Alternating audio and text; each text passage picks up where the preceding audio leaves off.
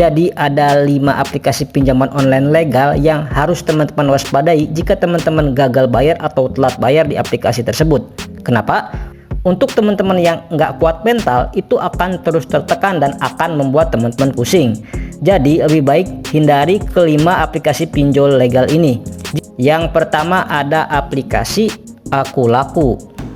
Kenapa? Ya udah jelas ya teman-teman, untuk aplikasi Akulaku itu kan sudah menjadi terbesar di Indonesia dan salah satu yang DC-nya itu sudah hampir merata di seluruh kota. Itu pasti ada dan pasti didatengin DC Akulaku ke rumah jika teman-teman itu sampai telat lebih dari 3 bulan. Yang mana ini tidak cocok untuk teman-teman pemula yang nggak kuat mental menghadapi DC lapangan. Nah, selanjutnya yang kedua ada Kredivo. Nggak jauh beda ya teman-teman sama Akulaku.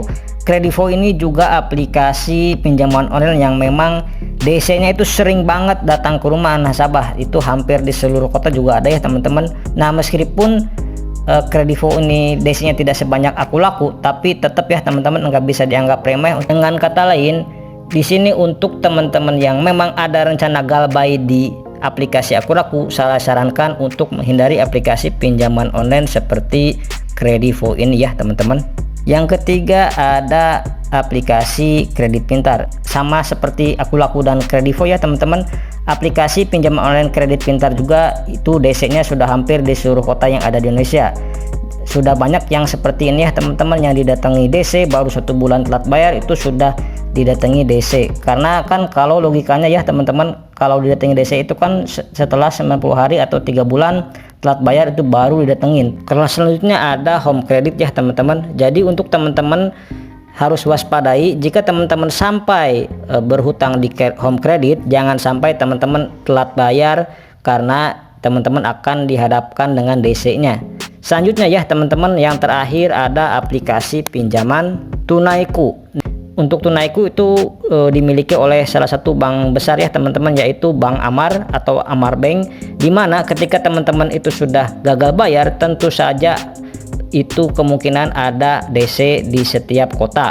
Nah, saya sarankan untuk teman-teman yang akan gagal bayar atau telat bayar, teman-teman harus waspada ya teman-teman. Teman-teman tidak boleh takut berlebihan. Teman-teman jangan menjanjikan sesuatu yang tidak pasti ya. Jadi seperti itu ya teman-teman. Nah, apa saja sih yang harus teman-teman lakukan dan nggak boleh teman-teman lakukan ketika baru saja galbay di aplikasi pinjaman online? 5 tips nih untuk teman-teman yang baru galbay atau telat bayar di aplikasi pinjaman online, baik itu di Akulaku, Kredit Pintar, Kredivo, EasyCash, ada Kami. Oke ya teman-teman, yang pertama, teman-teman jangan sampai memaksakan jika memang teman-teman tidak ada uang, atau dengan kata lain, jangan sampai teman-teman itu gali lubang tutup lubang hanya karena mencari dana talangan. Nah, sekarang yang kedua, jika teman-teman tidak kuat mental atau baru pertama kali, lebih baik teman-teman gak usah sering respon chat atau WA dari DC pinjol tersebut. Kenapa? Karena hal ini akan mengganggu mental teman-teman dan akan membuat mental teman-teman itu drop, serta membuat teman-teman ketakutan yang gak jelas, dan bahkan mungkin teman-teman akan berpikir yang tidak-tidak dan belum tentu terjadi. Kemudian 3, yaitu jangan bayar cicil sebagian. Maksudnya gimana sih jangan bayar cicil sebagian?